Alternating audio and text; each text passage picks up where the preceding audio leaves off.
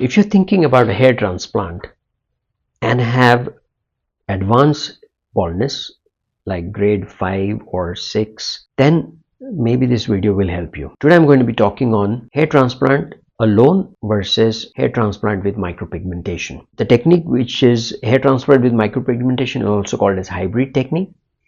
And what is done in micropigmentation is we use a medical grade tattoo ink and we pigment the scalp using a tattooing device that fills in the pale skin in between the hair transplant.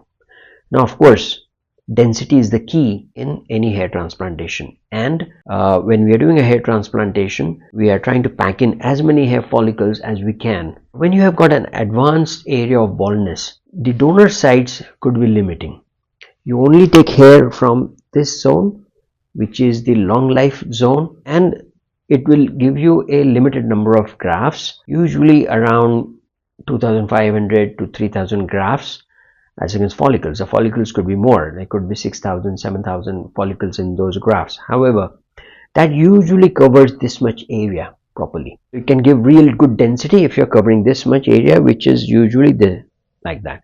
And then you may still have areas which are uncovered, no donor area. So the next step would be considering beard or body hair, but the quality of the hair is never the same like the scalp hair. And if you still feel that your pale skin is visible and the density is poor, then pigmentation helps. So the pigment is driven into the dermis and it makes the scalp look dark and it gives an impression of good density hair. This is definitely something that is beneficial for those people who have advanced hair loss or baldness, and it could save them additional surgery or additional need for body hair or beard hair, and can tide the time period before surgeries. So the hybrid technique is something that we would recommend for such candidates.